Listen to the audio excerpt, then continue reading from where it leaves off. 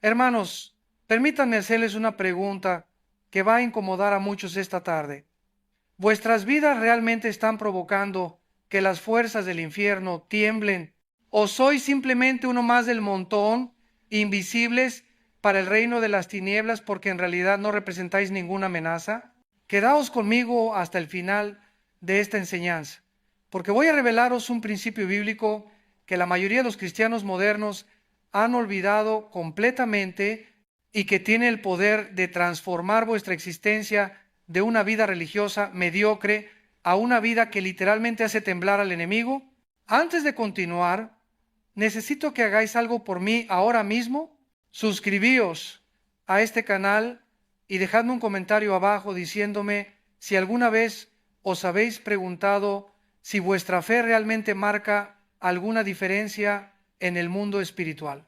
Quiero leer vuestras experiencias, vuestras dudas, vuestras victorias, compartir este mensaje con esa persona en vuestra familia que necesita entender que Dios no nos llamó a ser tibios, sino a ser sal y luz que transforme esta generación. Mirad, llevo más de 4 décadas predicando el Evangelio de Jesucristo en diferentes continentes y os puedo asegurar algo con total certeza. Existe una diferencia abismal entre ser religioso y ser verdaderamente santo. La religión es cómoda, la santidad es costosa. La religión te lleva a la iglesia los domingos, la santidad te convierte en una amenaza constante para el reino de Satanás. Y aquí está el problema que enfrentamos hoy en el cristianismo occidental. Hemos producido millones de creyentes que conocen la Biblia, pero cuyas vidas no intimidan absolutamente a nadie en el infierno. ¿Sabéis qué pasaba cuando el apóstol Pablo entraba a una ciudad? Se desataba un conflicto espiritual masivo. La gente se convertía radicalmente o se enfurecía violentamente. No había términos medios. Fijaos en lo que sucedió en Éfeso, donde los plateros que fabricaban imágenes de la diosa Diana organizaron un motín porque el ministerio de Pablo estaba destruyendo su negocio. Eso es lo que ocurre cuando vuestras vidas están llenas del poder de Dios. El sistema del mundo se ve amenazado y reacciona. Pero hoy muchos podemos ir a trabajar, relacionarnos con nuestros vecinos, pasar tiempo con nuestros familiares no creyentes y nadie nota ninguna diferencia. Nadie pregunta qué tenemos de especial. Nadie siente convicción de pecado en nuestra presencia. Hemos aprendido a mimetizarnos tan perfectamente con el mundo que nos hemos vuelto completamente inofensivos para las fuerzas demoníacas. Y eso, amados hermanos, no es lo que Cristo tenía en mente cuando nos llamó a seguirle. Pensad en la vida de Daniel. Aquel hombre fue lanzado al foso de los leones precisamente porque su vida de santidad era una amenaza tan grande para el sistema político corrupto de Babilonia que decidieron eliminarlo. ¿Qué tenía Daniel que provocaba tal reacción? Su vida de oración constante, su integridad incuestionable, su negativa absoluta a comprometer sus convicciones, aunque le costara la vida. Los demonios que operaban a través de aquellos funcionarios malvados sabían perfectamente que Daniel representaba una amenaza directa para su dominio sobre aquel imperio. Ahora bien, permitidme ser absolutamente claro en algo. No estoy hablando de fanatismo religioso ni de comportamientos extraños que simplemente alejan a la gente de Cristo. Estoy hablando de una santidad auténtica que brota naturalmente de una relación íntima y apasionada con el Dios vivo. La diferencia es crucial. El fanatismo repele a las personas por las razones equivocadas. La verdadera santidad atrae a los corazones sinceros mientras incomoda a los que están en rebelión contra Dios. Durante mis años de ministerio he visto patrones que se repiten una y otra vez. Los cristianos que realmente marcan una diferencia en el mundo espiritual comparten ciertas características que los distinguen del resto. No son necesariamente los que más gritan, ni los que tienen los ministerios más grandes, ni los que parecen más espirituales externamente. Son aquellos cuyas vidas privadas coinciden con sus declaraciones públicas. Son los que oran cuando nadie los ve, ayunan cuando nadie los sabe, dan cuando nadie los aplaude y resisten la tentación incluso cuando están completamente solos? ¿Sabéis cuál es uno de los mayores engaños que el enemigo ha introducido en la iglesia moderna? La idea de que podemos tener una relación superficial con Dios y aún así experimentar su poder. Nos han vendido la mentira de que podemos vivir como el mundo de lunes a sábado, ir a la iglesia el domingo, levantar las manos durante la adoración y ya está, somos cristianos victoriosos. Pero la palabra de Dios deja absolutamente claro que el poder espiritual y la santidad son inseparables. No podéis tener uno sin el otro. Pensad en esto. ¿Por qué Jesús pudo echar fuera demonios con una simple palabra? ¿Por qué los espíritus inmundos gritaban aterrorizados cuando Él se acercaba? Porque su vida era absolutamente santa, completamente consagrada al Padre. No había pecado en Él. No había áreas de su vida que el enemigo pudiera usar como puntos de acceso. Era una fortaleza espiritual impenetrable y por eso el infierno entero temblaba ante su presencia. Ahora, yo sé que algunos estaréis pensando, pero Armando, Jesús era el Hijo de Dios. Nosotros somos simples humanos con debilidades y tentaciones. Y tenéis razón, pero escuchad esto cuidadosamente. Cristo no nos dejó huérfanos. Nos dio su Espíritu Santo para que more en nosotros. El mismo poder que resucitó a Jesús de entre los muertos, ahora vive en cada creyente genuino. El problema no es falta de poder disponible, el problema es falta de rendición y obediencia de nuestra parte. Dejadme compartir algo que he observado en diferentes avivamientos a lo largo de la historia de la iglesia. Cada vez que Dios ha visitado poderosamente a su pueblo, lo primero que sucede es un profundo quebrantamiento por el pecado.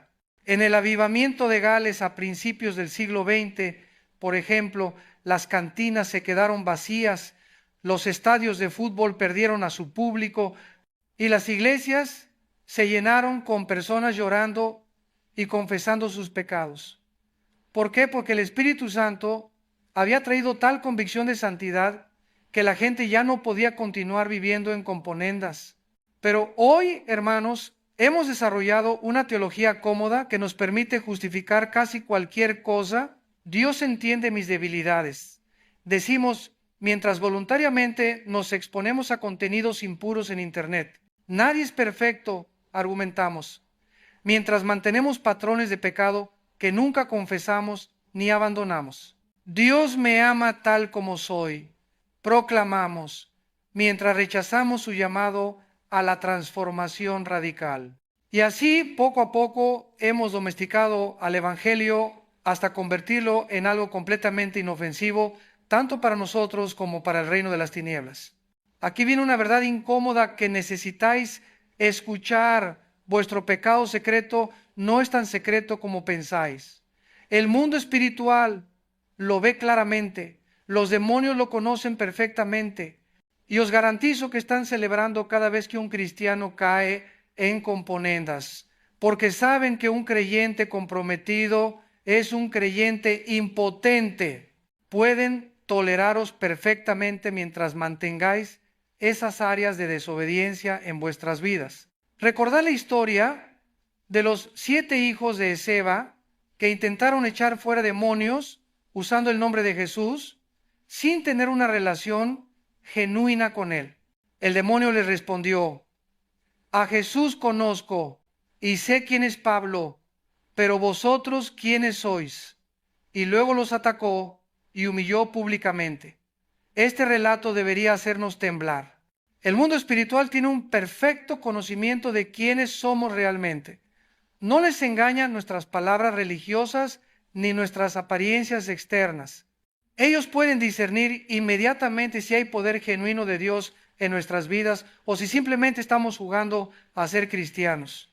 La santidad, hermanos, no es una opción adicional para los cristianos súper comprometidos. Es el llamado básico para todo aquel que ha nacido de nuevo. Cuando estudiamos detenidamente el Nuevo Testamento, encontramos mandatos repetidos y clarísimos sobre cómo debemos vivir. No son sugerencias, son imperativos. Sed santos, porque yo soy santo, dice el Señor. no es considerar la posibilidad de ser santos si os sentís especialmente espirituales algún día. Es un mandamiento directo del Dios Todopoderoso. Durante mis conferencias alrededor del mundo, frecuentemente hago esta pregunta a las audiencias. ¿Cuántos de vosotros creéis que vais al cielo cuando muráis? Casi todas las manos se levantan. Luego pregunto, ¿cuántos de vosotros estáis viviendo vidas que reflejan esa esperanza gloriosa? Y la mayoría de las manos bajan avergonzadas. Esta desconexión entre nuestra confesión de fe y nuestra conducta diaria es exactamente lo que ha neutralizado el poder de la Iglesia en esta generación. Pensad en el increíble privilegio que tenemos. El Dios del universo nos ha adoptado como sus hijos, nos ha sellado con su espíritu, nos ha dado acceso directo a su trono de gracia, nos ha prometido vida eterna y nos ha comisionado como sus embajadores en la tierra. ¿Y cómo respondemos a semejante honor?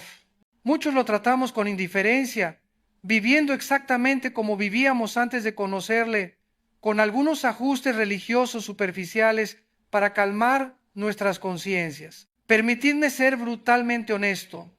Si vuestra conversión no ha resultado en un cambio radical de vuestro estilo de vida, necesitáis examinar seriamente si habéis experimentado una conversión genuina. La Biblia habla de ser nuevas criaturas en Cristo. Las cosas viejas pasaron, todas son hechas nuevas. No dice que algunas cosas cambian un poquito mientras mantenemos la mayoría de nuestros viejos patrones intactos. Habla de una transformación completa, de una nueva naturaleza que detesta lo que antes amábamos y ama lo que antes despreciábamos. He hablado con innumerables personas que me dicen, Armando, yo acepté a Cristo, fui bautizado, voy a la iglesia, pero no siento ningún poder en mi vida cristiana. Leo la Biblia y me parece aburrida. Oro y siento como si mis palabras rebotaran en el techo. Trato de testificar y nadie responde. ¿Qué está mal? Y cuando empiezo a indagar en sus vidas, casi siempre encuentro lo mismo. Áreas de desobediencia deliberada que están bloqueando el flujo del Espíritu Santo en sus vidas. Aquí está el principio que muchos no entienden. Dios no derrama su poder sobre vidas impuras. No es que sea mezquino o que disfrute privándonos de sus bendiciones. Es que su naturaleza santa no puede asociarse íntimamente con el pecado. Él nos ama demasiado como para bendecirnos en nuestra desobediencia, porque eso solo nos hundiría más profundamente en nuestra rebelión. Su disciplina es una expresión de su amor, no de su rechazo. Mirad, cada vez que permitimos el pecado consciente en nuestras vidas, estamos construyendo fortalezas que le dan al enemigo acceso legal a nuestras mentes, emociones y circunstancias. Es como dejar la puerta de vuestra casa abierta de par en par con un letrero que dice ladrones bienvenidos, y luego nos sorprendemos cuando experimentamos ataduras, confusión, depresión, fracasos repetidos en las mismas áreas. Hermanos, no podemos jugar con el pecado y esperar vivir en victoria. Es imposible. La santidad comienza con una decisión radical de la voluntad. No es un sentimiento que esperamos tener algún día cuando nos sintamos suficientemente inspirados. Es una elección deliberada de someternos completamente a la autoridad de Cristo en cada área de nuestras vidas. Significa renunciar a nuestro derecho de dirigir nuestra propia vida y entregárselo totalmente a Él. Esta es la esencia del discipulado auténtico. Durante el ministerio de Jesús en la tierra, Él dejó muy claro cuál era el costo de seguirle. Les dijo a las multitudes que debían negar sus propias voluntades, tomar sus cruces diariamente y seguirle. Les advirtió que quien quisiera salvar su vida la perdería, pero quien perdiera su vida por causa de Él, la encontraría. Estas no son metáforas poéticas, hermanos. Son declaraciones literales sobre la naturaleza del verdadero discipulado cristiano. Cuando observo el cristianismo moderno, especialmente en Occidente, veo una tremenda brecha entre lo que Jesús predicó y lo que muchas iglesias están enseñando hoy. Hemos creado un evangelio light, descafeinado, sin demandas, que promete todas las bendiciones del cielo, sin ninguna de las responsabilidades de la santidad. Les decimos a las personas que simplemente reciban a Jesús en sus corazones y que automáticamente todo estará bien, pero nos olvidamos de mencionar que Jesús no vino para ser nuestro asistente personal, vino para ser nuestro Señor absoluto. El señorío de Cristo sobre nuestras vidas no es negociable. No podemos decidir qué áreas le entregamos y cuáles nos reservamos para nosotros mismos. O es Señor de todo, o no es Señor de nada. Esta verdad es fundamental y no podemos suavizarla para hacerla más aceptable a los oídos modernos. La cruz de Cristo demanda una respuesta total, no parcial. Ahora bien, sé que algunos pueden estar sintiéndose condenados en este momento, pensando que nunca podrán alcanzar este estándar de santidad. Dejadme aclarar algo crucial. La santidad no es algo que producimos por nuestro propio esfuerzo humano. Es el fruto natural de permanecer conectados a Cristo, de pasar tiempo en su presencia, de alimentarnos de su palabra, de ser transformados por la renovación de nuestras mentes. No se trata de intentar ser buenos mediante disciplina personal. Se trata de permitir que Él viva su vida a través de nosotros. Esta es la diferencia entre religión y relación. La religión dice, debo hacer estas cosas para que Dios me acepte. La relación dice, porque Dios me ha aceptado en Cristo, ahora deseo hacer estas cosas para agradarle. La primera nace del temor y produce esclavitud. La segunda nace del amor y produce libertad. Pero entender esto, la verdadera libertad en Cristo no es libertad para pecar, es libertad del pecado. Es el poder para finalmente vivir como fuimos diseñados para vivir. Durante mis años de estudio en seminarios teológicos y mis décadas de ministerio práctico, he llegado a entender algo que creo es vital para cada creyente. La batalla por la santidad se gana o se pierde en la mente. Por eso Pablo escribió que fuésemos transformados mediante la renovación de nuestro entendimiento. Nuestros patrones de pensamiento determinan nuestras emociones y nuestras emociones influyen en nuestras acciones. Si permitimos que nuestra mente esté llena de basura del mundo, produciremos frutos del mundo. Si llenamos nuestra mente con la palabra de Dios, produciremos frutos del Espíritu. Aquí está un desafío práctico para vosotros. Durante esta próxima semana, llevad un registro honesto de qué estáis consumiendo mentalmente. ¿Cuánto tiempo pasáis viendo contenido en televisión o internet que no edifica vuestra fe? ¿Qué tipo de música llenad vuestros oídos? ¿Qué conversaciones entretenéis? ¿Con qué alimentáis vuestras almas? Y luego compararlo con cuánto tiempo pasáis en la palabra de Dios, en oración, en adoración, en compañerismo con otros creyentes. Esta simple evaluación revelará por qué muchos no están experimentando el poder de Dios en sus vidas. No podéis llenar vuestra mente con inmundicia durante 6 días y esperar sentiros espiritualmente vibrantes el domingo en la iglesia. No funciona así. El principio bíblico es claro.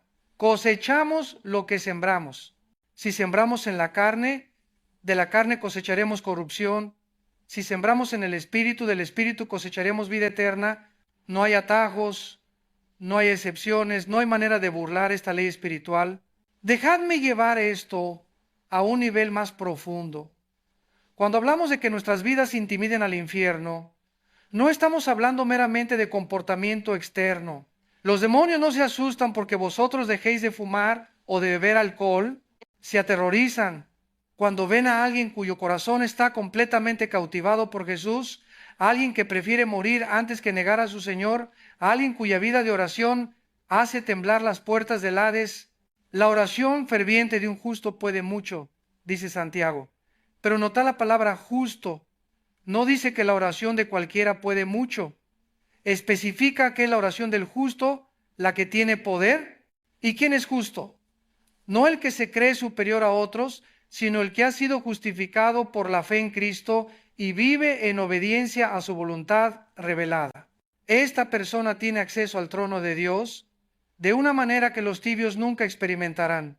He conocido creyentes cuyas oraciones literalmente mueven montañas, no porque tengan alguna fórmula mágica o porque oren más fuerte que otros, sino porque han cultivado una intimidad con Dios que les da autoridad en el mundo espiritual.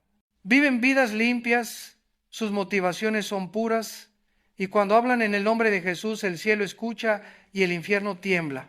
Esta es la realidad del cristianismo auténtico que la mayoría nunca experimentará porque no están dispuestos a pagar el precio de la consagración total. Pensad en Elías, el profeta que desafió a 450 profetas de Baal en el Monte Carmelo. ¿De dónde provenía su audacia? No era simplemente valentía natural, era la confianza que viene de tener una relación íntima con el Dios vivo. Elías sabía que servía al único Dios verdadero, y ese conocimiento le daba un poder que ningún ejército de profetas falsos podía igualar. Cuando oró, fuego cayó del cielo. Cuando declaró sequía, no llovió durante 3 años y medio. Cuando profetizó lluvia, los cielos se abrieron. Eso es lo que sucede cuando vuestras vidas están alineadas con la voluntad de Dios. Pero también recordad que Elías era un hombre de pasiones semejantes a las nuestras. No era un superhéroe espiritual inmune a las tentaciones y debilidades. Tuvo momentos de miedo, desánimo, incluso depresión. La diferencia es que él siempre volvía al Señor, se arrepentía de sus momentos de debilidad y renovaba su consagración. No pretendía ser perfecto, pero su corazón estaba totalmente entregado a Dios. Y esa es la clave. Muchos cristianos viven paralizados por el perfeccionismo, pensando que si no pueden ser perfectos, entonces ¿para qué intentarlo? Pero esa mentalidad es una trampa del enemigo. Dios no espera perfección de nosotros en esta vida, pero sí espera progreso. Espera que cada día nos parezcamos un poco más a Jesús, que las áreas de derrota se vayan convirtiendo en áreas de victoria, que los pecados que antes nos esclavizaban pierdan su poder sobre nosotros. La santidad progresiva es un concepto teológico crucial que todos necesitamos entender. En el momento de la conversión, somos instantáneamente justificados ante Dios, declarados justos por la fe en Cristo, pero la santificación, el proceso de ser hechos santos en nuestra conducta práctica, es algo que ocurre gradualmente a lo largo de toda nuestra vida cristiana. Es una cooperación entre nuestra voluntad humana y el poder del Espíritu Santo trabajando dentro de nosotros. Esto significa que debemos ser pacientes con nosotros mismos mientras somos implacables con el pecado. Pacientes en el sentido de no desanimarnos cuando caemos, sino levantarnos inmediatamente, confesar nuestro pecado, recibir el perdón que ya está disponible en Cristo y continuar avanzando, pero implacables en el sentido de nunca hacer las paces con el pecado, nunca justificarlo, nunca minimizarlo, nunca acomodarnos a patrones de desobediencia. Durante mis años de consejería pastoral, he visto dos extremos igualmente destructivos. Por un lado están aquellos que al pecar caen en una depresión espiritual tan profunda que se alejan de Dios durante semanas o meses, sintiéndose indignos de acercarse a Él. Por otro lado están los que pecan y ni siquiera parpadean, simplemente siguen adelante como si nada hubiera pasado, presumiendo de la gracia de Dios como si fuera una licencia para vivir como les plazca. Ambos extremos revelan una mala comprensión del Evangelio. El Evangelio nos dice que cuando pecamos tenemos un abogado ante el Padre, Jesucristo el justo. Podemos acercarnos confiadamente al trono de la gracia para recibir misericordia y hallar gracia para el oportuno socorro. Pero esa misma gracia que nos perdona también nos enseña a renunciar a la impiedad y a los deseos mundanos y a vivir en este siglo sobria, justa y piadosamente. La gracia no es enemiga de la santidad, es su fundamento y su poder. Pensad en lo que realmente significa la gracia de Dios. No es simplemente que Dios pasa por alto nuestros pecados, es que Él los castigó completamente en la persona de su Hijo en la cruz. Jesús llevó el peso total de nuestras transgresiones, experimentó la ira de Dios que nosotros merecíamos, murió la muerte que era nuestra justa condenación, y ahora, sobre la base de ese sacrificio perfecto, Dios nos ofrece perdón completo y gratuito. ¿Cómo podemos responder a semejante amor con indiferencia hacia la santidad? Aquí es donde quiero que realmente captéis algo fundamental. La santidad no es el precio que pagamos por la salvación, es la respuesta natural a haber sido salvados. No nos santificamos para ganar el favor de Dios, nos santificamos porque ya lo tenemos en Cristo. No obedecemos para ser aceptados, obedecemos porque hemos sido aceptados.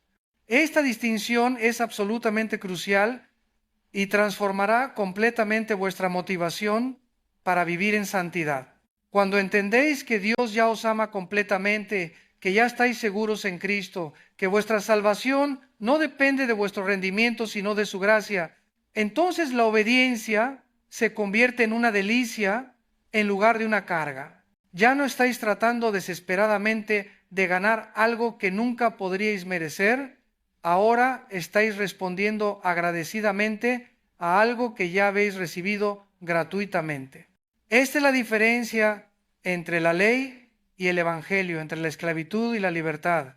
Pero escuchad cuidadosamente, aunque nuestra salvación no se basa en nuestras obras, las obras genuinas son la evidencia inevitable de una fe auténtica. Santiago lo expresó perfectamente cuando escribió que la fe sin obras es muerta. No dijo que las obras nos salvan, dijo que las obras demuestran que nuestra fe es real. Una fe que no produce transformación de vida es una fe falsa, una fe muerta, una fe que no salva. Esto nos lleva de vuelta a nuestra pregunta original. ¿Intimida vuestra vida al infierno? ¿Los demonios no temen a los que simplemente profesan fe cristiana? ¿Temen a aquellos cuya fe es tan genuina, cuya consagración es tan completa, cuya vida de oración es tan poderosa, que representan una amenaza real para el reino de las tinieblas? Estos son los cristianos que rescatan a los cautivos, que destruyen fortalezas, que avanzan el reino de Dios en territorio enemigo. Recordad que estamos en una guerra espiritual real. Pablo nos advierte que nuestra lucha no es contra carne y sangre, sino contra principados, contra potestades, contra los gobernadores de las tinieblas de este siglo, contra huestes espirituales de maldad en las regiones celestes. Esta no es una metáfora poética, hermanos. Es una descripción literal de la realidad en la que vivimos. Hay un enemigo real que odia a Dios y que por extensión os odia a vosotros porque lleváis la imagen de Dios. Satanás no puede tocar a Dios directamente, así que ataca lo que Dios ama, la humanidad, especialmente aquellos que han sido redimidos por la sangre de Cristo. El enemigo trabaja incansablemente para neutralizar nuestro testimonio, para robarnos nuestra paz, para destruir nuestras familias, para llenar nuestras mentes de dudas, para tentarnos al pecado, para desacreditarnos ante el mundo. Su objetivo es hacernos completamente ineficaces para el reino de Dios. Y lamentablemente en muchos casos está teniendo un éxito tremendo. Mirad a vuestro alrededor en la iglesia evangélica moderna. Ved cuántos cristianos profesos viven vidas indistinguibles de los no creyentes, mismos problemas, mismos patrones de pensamiento, mismos valores, mismas prioridades. La única diferencia es que van a la iglesia una o dos veces al mes. ¿Pensáis que el enemigo está preocupado por ese tipo de cristianismo? En absoluto. Le conviene perfectamente porque inocula a la gente contra el evangelio verdadero. Cuando las personas miran a la iglesia y ven hipocresía, mediocridad, división, carnalidad, concluyen que el cristianismo no tiene nada de especial que ofrecer. Y tienen razón en ese caso, porque lo que están viendo no es el cristianismo verdadero. Es una parodia, una versión aguada y sin poder que ha perdido su esencia transformadora. Y todos nosotros que llevamos el nombre de Cristo, compartimos la responsabilidad de haber permitido que esto sucediera. Es momento de un avivamiento genuino, hermanos. No me refiero a reuniones emocionales donde la gente salta y grita, pero luego vuelve a casa sin cambios reales en sus vidas. Hablo de un quebrantamiento profundo donde nos arrepentimos de nuestra tibieza, donde renunciamos a nuestras componendas, donde decidimos que preferimos morir antes que vivir otro día más en mediocridad espiritual. Este tipo de avivamiento comienza individualmente en el corazón de cada creyente que está harto del cristianismo nominal y hambriento de lo auténtico. Dejadme preguntaros algo con absoluta sinceridad. ¿Cuándo fue la última vez que llorasteis por vuestros pecados? ¿Cuándo fue la última vez que pasasteis una noche entera en oración porque algo pesaba tan profundamente en vuestro corazón que no podíais dormir? ¿Cuándo fue la última vez que ayunasteis, no como un ritual religioso, sino como una expresión genuina de desesperación por más de Dios en vuestra vida? Si estas prácticas os parecen extremas o fanáticas, entonces habéis sido completamente condicionados por el cristianismo occidental moderno, que ha perdido contacto con el cristianismo del Nuevo Testamento. Los primeros cristianos revolucionaron su mundo no porque tuvieran grandes edificios de iglesias o programas sofisticados o presupuestos millonarios. Lo hicieron porque estaban completamente entregados a Cristo, dispuestos a sufrir cualquier cosa por su nombre, viviendo en tal santidad y amor que incluso sus enemigos tenían que reconocer que había algo sobrenatural en ellos. Cuando arrestaban a Pedro y a Juan, las autoridades se maravillaban de su denuedo, reconociendo que habían estado con Jesús. Eso es lo que marca la diferencia. Pasar tiempo real, profundo, transformador con Jesús. Aquí está el problema. Queremos el poder sin la presencia. Queremos hacer milagros sin santidad. Queremos la emoción de lo sobrenatural sin el compromiso de la obediencia. Pero así no funciona el reino de Dios. El poder fluye a través de vasos consagrados, no de recipientes contaminados. Dios busca hombres y mujeres cuyos corazones sean perfectos para con Él, para mostrar su poder a través de ellos.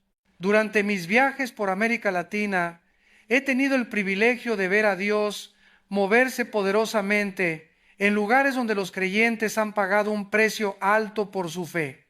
En países donde ser cristiano puede costarte tu trabajo, tu familia, incluso tu vida, he visto una calidad de cristianismo que rara vez encuentro en Occidente. Esos hermanos y hermanas no juegan con su fe, la toman mortalmente en serio porque les ha costado todo. Y aquí está la ironía. Mientras nosotros en el mundo libre tenemos todas las ventajas, recursos abundantes, libertad religiosa completa, nuestra fe tiende a ser superficial y sin poder. Mientras que nuestros hermanos perseguidos, que se reúnen en secreto, arriesgando sus vidas, experimentan manifestaciones del poder de Dios que nosotros solo leemos en libros. ¿Por qué? Porque ellos han aprendido lo que cuesta realmente seguir a Cristo, mientras que nosotros hemos reducido el cristianismo a una actividad de ocio los fines de semana. La comodidad es enemiga de la consagración. Cuando nuestras vidas son demasiado fáciles, cuando no enfrentamos ninguna oposición real, cuando podemos ser cristianos sin que nos cueste absolutamente nada, tendemos a volvernos flojos espiritualmente. Es la naturaleza humana. Por eso Jesús dijo que es más fácil para un camello pasar por el ojo de una aguja que para un rico entrar en el reino de Dios. No porque el dinero sea malo en sí mismo, sino porque la abundancia material tiende a hacernos autosuficientes, eliminando nuestra dependencia desesperada de Dios. Fijaos en las cartas a las 7 iglesias en Apocalipsis. A la iglesia de la Odisea, que era rica y próspera, Cristo le dice, porque dices, yo soy rico, me he enriquecido y de ninguna cosa tengo necesidad, y no sabes que tú eres un desventurado, miserable, pobre, ciego y desnudo. Esta iglesia pensaba que lo tenía todo resuelto, pero espiritualmente estaba en bancarrota total. Y luego Cristo añade esas palabras devastadoras. yo conozco tus obras, que ni eres frío ni caliente. Ojalá fueses frío o caliente. Pero por cuanto eres tibio y no frío ni caliente, te vomitaré de mi boca. Hermanos, esas palabras deberían hacernos temblar. Cristo preferiría que fuésemos fríos, completamente alejados de Él, antes que tibios. ¿Por qué? Porque una persona fría al menos sabe dónde está. Puede ser alcanzada con el Evangelio, puede experimentar una conversión genuina, pero el tibio vive en un estado de autoengaño peligroso, creyendo que está bien con Dios cuando en realidad está a punto de ser vomitado de su boca. Esta es la condición de gran parte del cristianismo moderno y necesitamos despertar antes de que sea demasiado tarde. El tiempo es corto, amados. Cristo viene pronto. Los eventos proféticos que vemos desarrollarse ante nuestros ojos señalan claramente que estamos en los últimos días de esta era. No digo esto para crear pánico ni para especular sobre fechas específicas, porque nadie conoce el día ni la hora. Pero las señales son inconfundibles para aquellos que conocen las Escrituras y prestan atención a lo que está sucediendo en el mundo. Israel está de vuelta en su tierra después de 2000 años de dispersión. Jerusalén está bajo control judío por primera vez desde el año 70 DC. Las naciones están alineando exactamente como la profecía bíblica predijo. La tecnología ahora hace posible escenarios que antes parecían imposibles. El engaño espiritual se está multiplicando exponencialmente. La apostasía está penetrando incluso en iglesias que antes eran sólidas. Todo esto nos dice que el reloj profético está avanzando rápidamente hacia su conclusión. Y en medio de este contexto crítico, ¿qué está haciendo la iglesia? En gran medida está dormida espiritualmente, entretenida con programas y actividades que mantienen a la gente ocupada pero no transformada, predicando mensajes que hacen sentir bien, pero que no confrontan el pecado ni llaman a la santidad, enfocada en el crecimiento numérico sin preocuparse por la profundidad espiritual, construyendo imperios denominacionales mientras el mundo se precipita hacia el juicio. No estoy siendo pesimista, estoy siendo realista. Amo a la iglesia de Cristo con todo mi corazón. He dedicado mi vida entera a servirla, pero precisamente porque la amo, no puedo quedarme callado mientras veo a tantos creyentes viviendo muy por debajo de lo que Dios pretendía para ellos. No puedo sonreír y actuar como si todo estuviera bien cuando claramente no lo está. Alguien tiene que decir la verdad, aunque sea incómoda, aunque no sea popular. La buena noticia es que nunca es demasiado tarde para cambiar mientras tengamos aliento en nuestros pulmones. Dios está dispuesto a perdonar, restaurar y renovar a cualquiera que se vuelva a Él con corazón sincero. No importa cuánto tiempo hayáis estado viviendo en tibieza espiritual, podéis tomar la decisión hoy mismo de consagraros completamente a Cristo. No importa cuántas veces hayáis fallado en el pasado, podéis levantaros ahora mismo y comenzar de nuevo con el poder del Espíritu Santo. Pero tenéis que entender que esta decisión no puede ser emocional solamente, no puede basarse en cómo os sentís en este momento mientras me escucháis. Los sentimientos son volubles, cambian constantemente. Lo que necesitáis es una decisión firme de la voluntad, un compromiso inquebrantable que permanecerá incluso cuando no sintáis nada, incluso cuando las circunstancias sean difíciles, incluso cuando el enemigo os ataque con todo lo que tiene. Este tipo de compromiso requiere que contéis el costo. Jesús nunca engañó a nadie haciéndoles creer que seguirle sería fácil. De hecho, hizo exactamente lo contrario. Constantemente le recordaba a las multitudes que seguirle tendría un precio.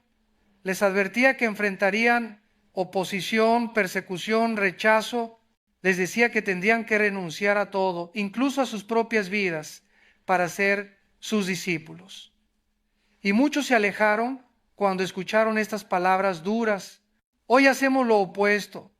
Les prometemos a las personas bendiciones, prosperidad, éxito, felicidad, solución a todos sus problemas si simplemente aceptan a Jesús. Y luego nos preguntamos, ¿por qué tantos nuevos convertidos se alejan cuando enfrentan pruebas o cuando descubren que el cristianismo auténtico requiere sacrificio? Los hemos engañado desde el principio presentándoles un evangelio falso que promete ganancias sin cruz, gloria sin sufrimiento, corona sin cruz.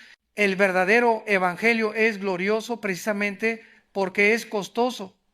Ofrece vida eterna, pero requiere muerte al yo.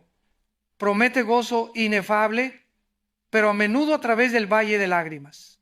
Garantiza victoria final, pero a través de batallas reales. Este es el evangelio que Pablo predicó, el evangelio que los apóstoles sellaron con su sangre, el evangelio que transformó el imperio romano desde adentro hacia afuera. Cuando abrazáis este evangelio auténtico, cuando verdaderamente os consagráis sin reservas a Cristo, algo cambia en el mundo espiritual.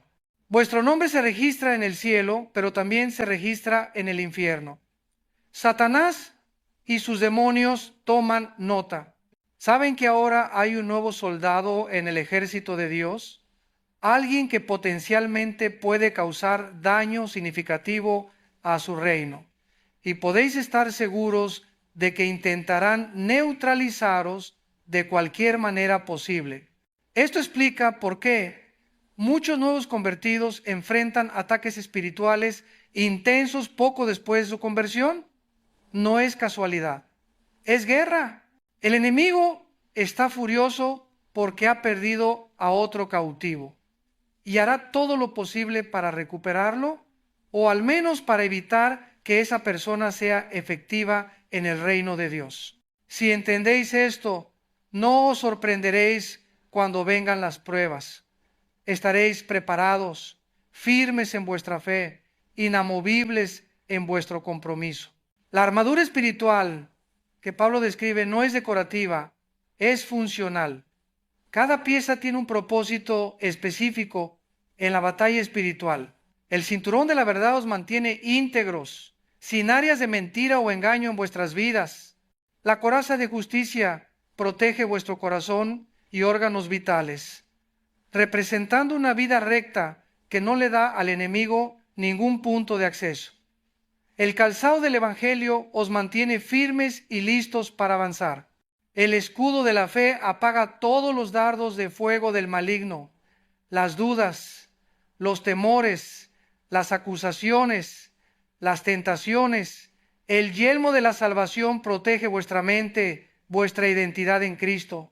Y la espada del Espíritu, que es la palabra de Dios, es vuestra arma ofensiva. Pero notad que Pablo también menciona la oración como elemento crucial en esta guerra espiritual.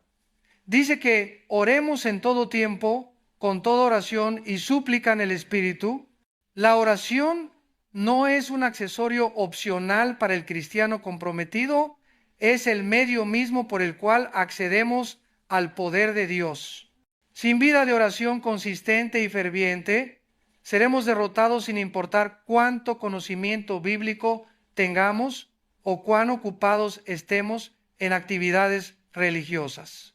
He conocido personas que pueden recitar versículos bíblicos de memoria, que han estudiado teología formalmente, que pueden debatir doctrina con erudición impresionante, pero cuyas vidas están vacías de poder porque no oran. El conocimiento intelectual sobre Dios no sustituye la experiencia personal con Dios. Podéis saber todo sobre la oración sin orar. ¿Podéis enseñar sobre el Espíritu Santo sin estar llenos del Espíritu? Podéis predicar sobre la santidad sin vivirla. Y en esos casos, sois como metal que resuena o címbalo que retiñe. Hacéis mucho ruido, pero no transmitís vida. La autenticidad es absolutamente crucial. El mundo está harto de hipocresía religiosa. Han visto suficientes líderes cristianos que predican una cosa y practican otra.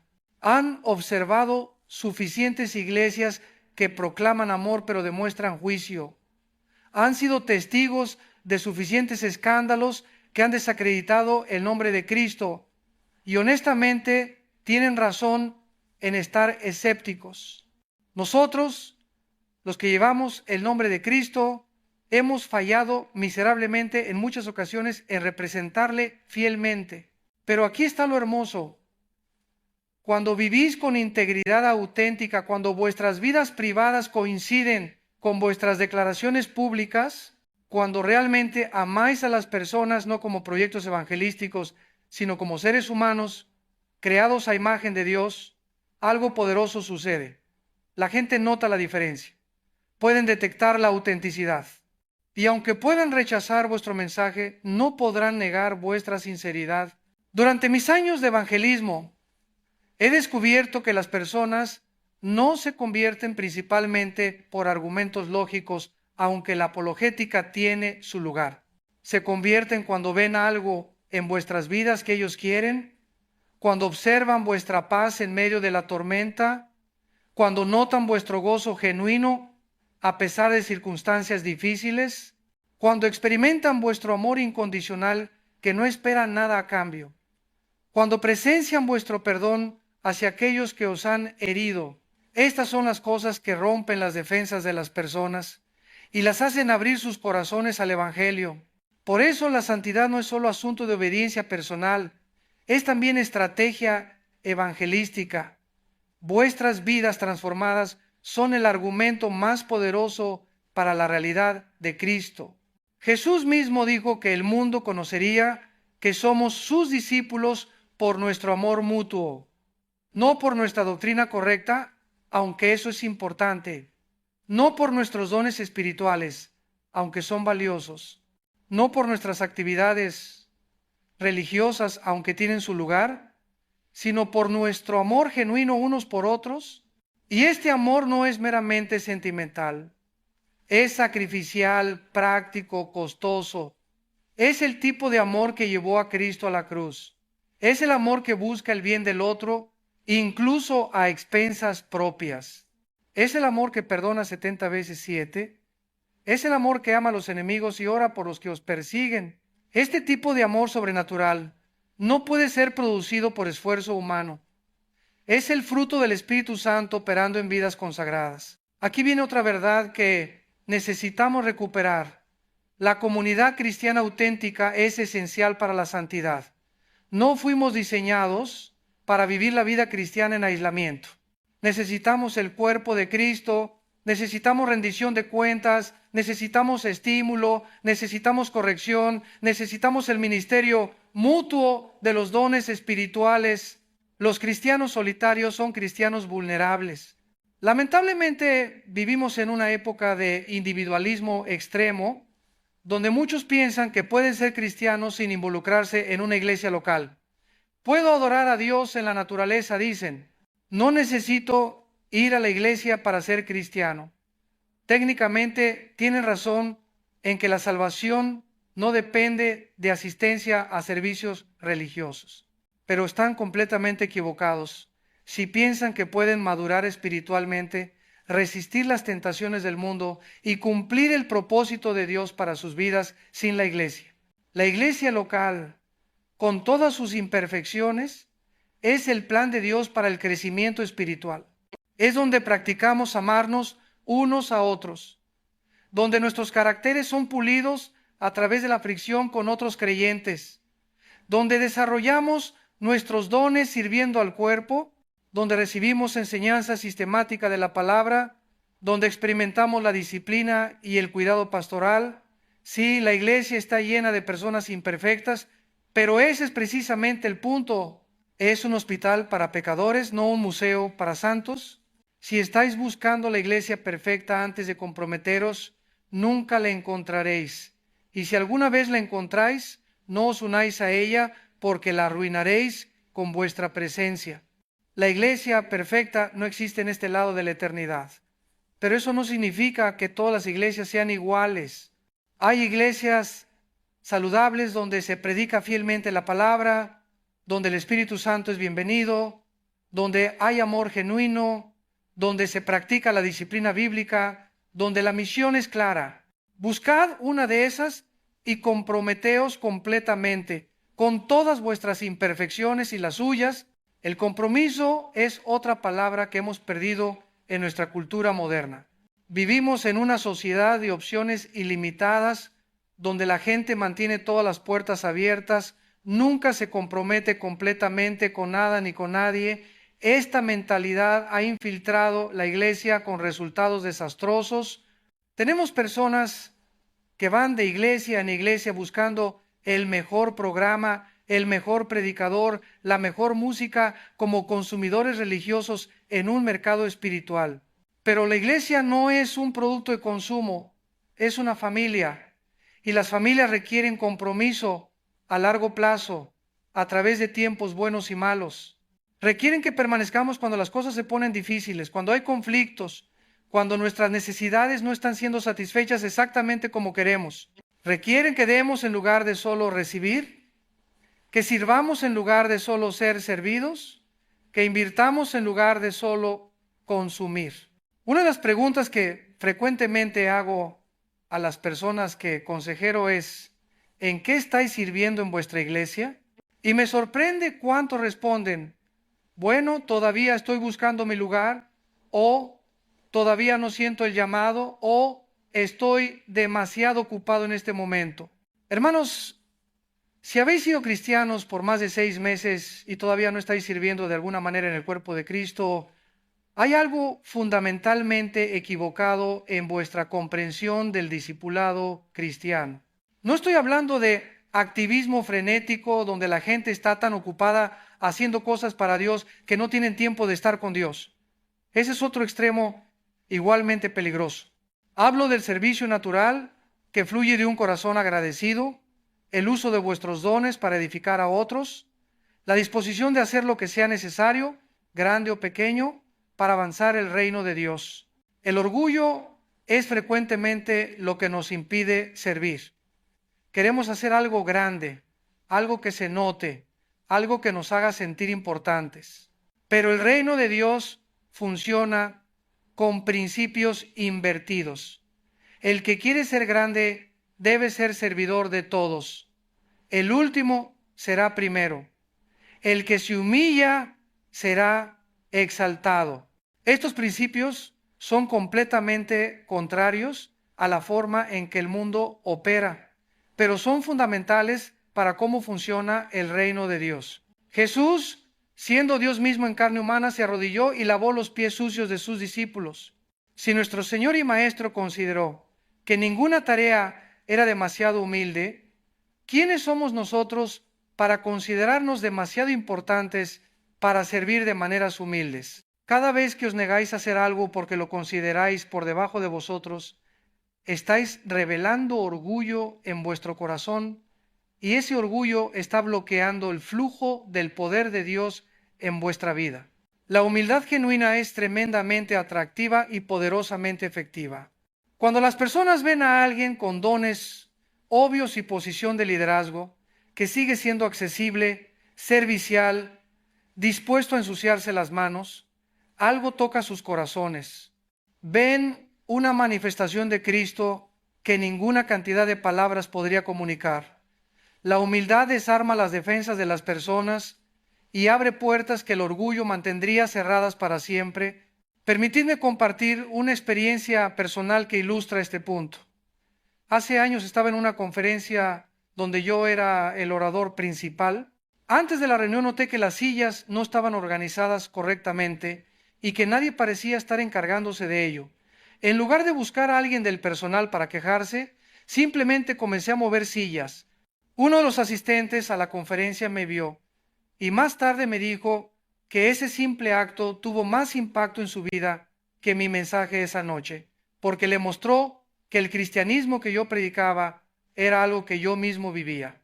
No comparto esto para alabarme a mí mismo, sino para ilustrar cuán observadoras son las personas.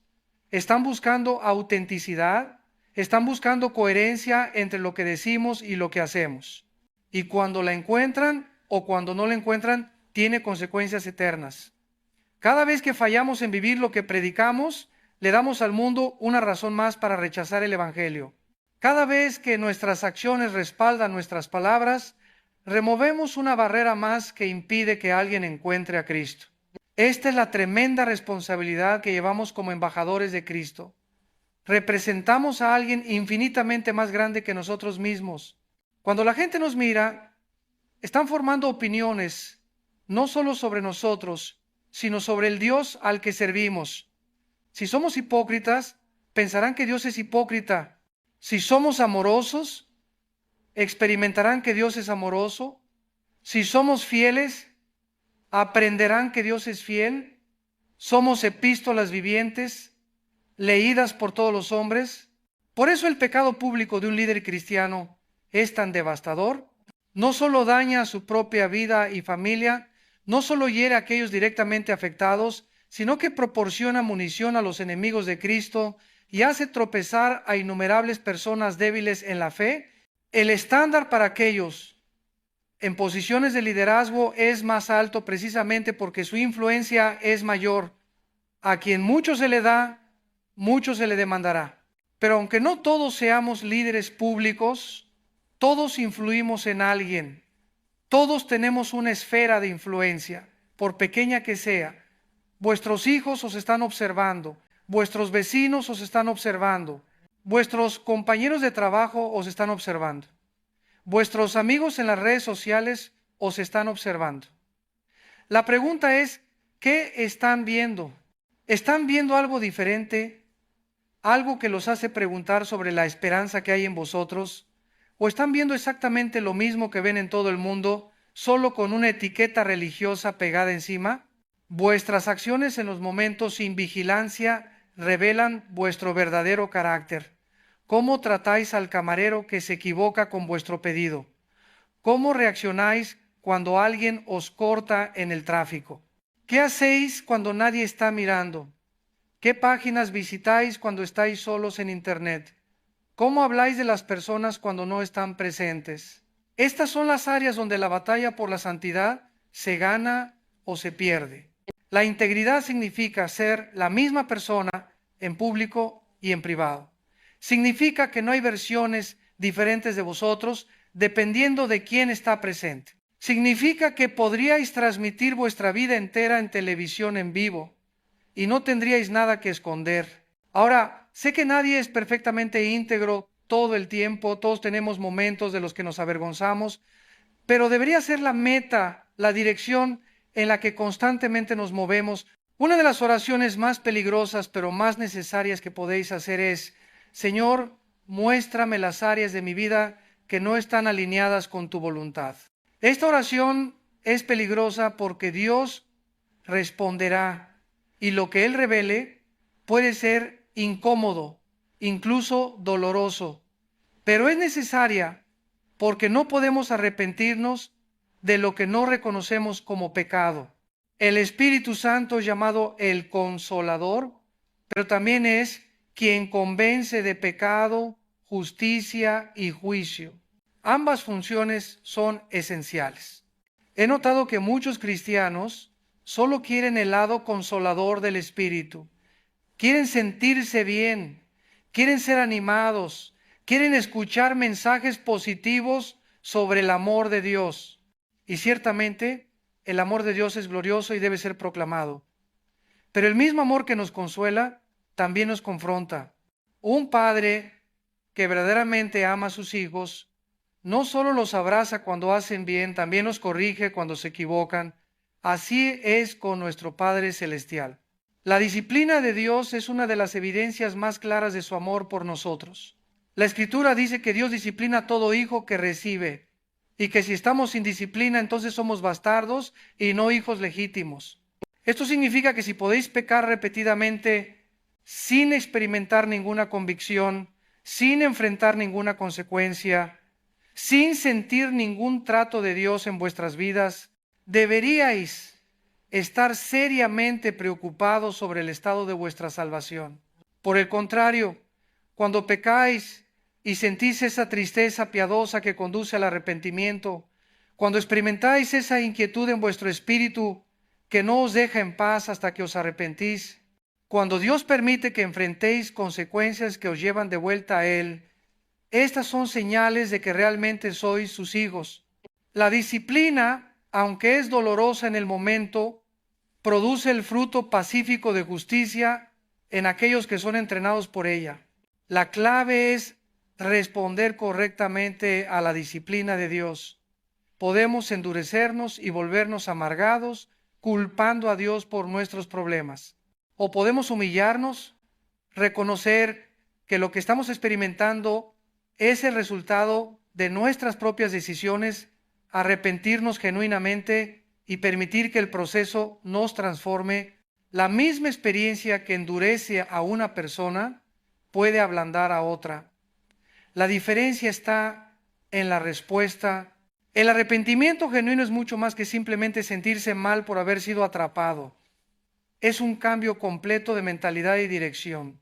La palabra griega metanoia significa literalmente cambiar de pensamiento. Implica ver nuestro pecado desde la perspectiva de Dios, odiarlo como Él lo odia y hacer una decisión de volvernos en la dirección opuesta. No es meramente pesar, es transformación.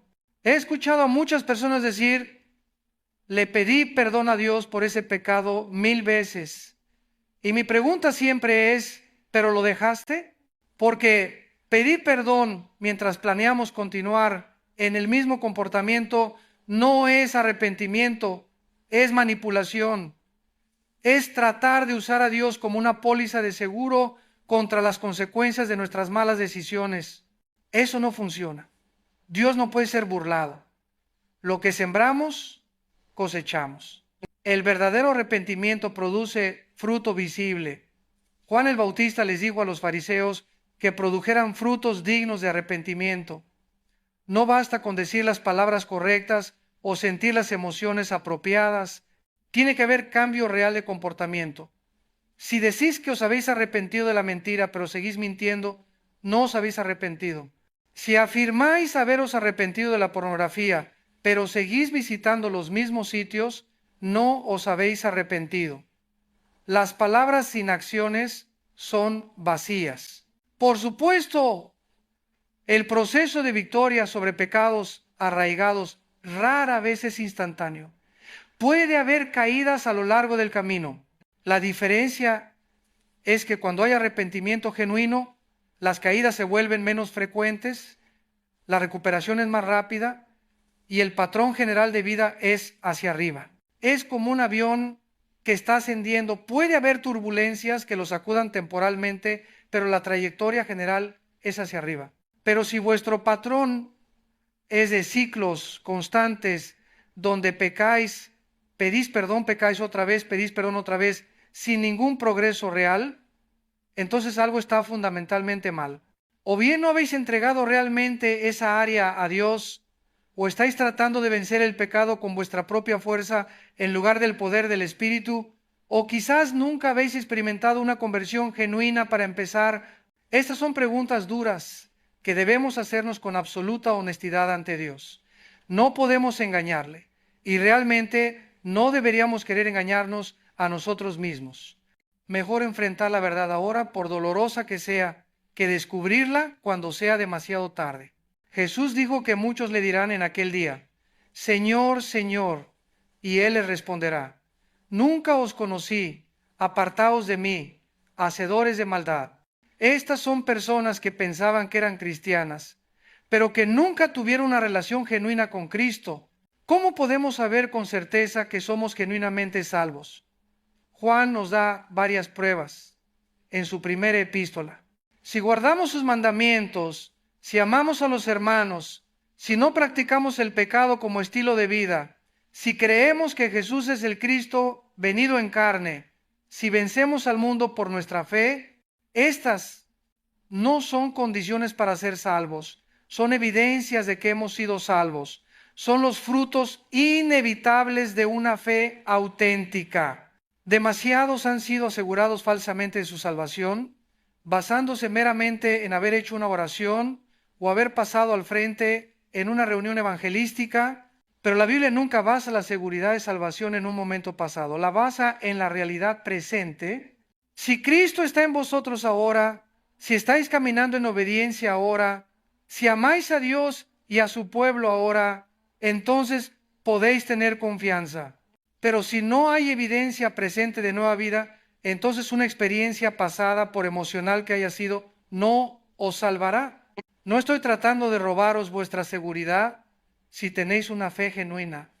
Al contrario, quiero que tengáis una seguridad sólida basada en fundamentos bíblicos. Pero tampoco quiero que tengáis una falsa seguridad que os conduzca a la condenación eterna. Es mejor enfrentar dudas honestas ahora y resolverlas apropiadamente que vivir en un falso sentido de seguridad que será destruido en el día del juicio. Si después de escuchar todo esto tenéis dudas sobre el estado de vuestra salvación, no las ignoréis, investigadlas. Examinaos a vosotros mismos si estáis en la fe, dice Pablo. Resolved esta cuestión con absoluta certeza. Si descubrís que vuestra fe ha sido superficial, que vuestra conversión fue meramente emocional, que no ha habido transformación real, entonces volved a Dios con todo vuestro corazón hoy mismo. Arrepentíos genuinamente de vuestros pecados. Creed en el Evangelio, someted vuestra vida completamente al señorío de Cristo y Él os salvará. Hermanos, hemos llegado al final de esta enseñanza, pero que sea el comienzo de una transformación radical en vuestras vidas. Recordad las palabras de Santiago.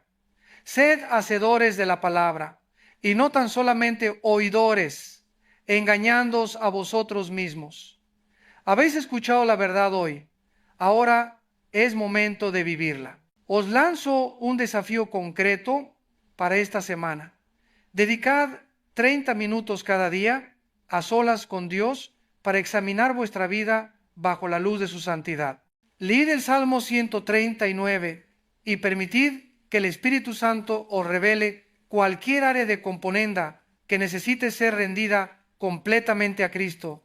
Además, compartid el Evangelio con al menos una persona esta semana, alguien que necesita conocer el poder transformador de Jesucristo. Vuestra vida debe intimidar al infierno, no por vuestra fuerza, sino porque Cristo vive en vosotros con poder. Ahora mismo, suscribíos a este canal si no lo habéis hecho.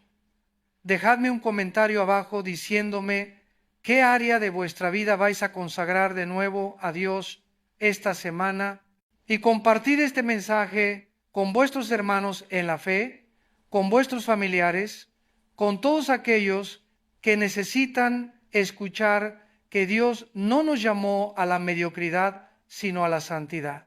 Cristo viene pronto, hermanos, y quiero veros a todos preparados, viviendo vidas que glorifiquen su nombre y que hagan temblar las puertas del infierno. Que la gracia de nuestro Señor Jesucristo sea con todos vosotros. Amén.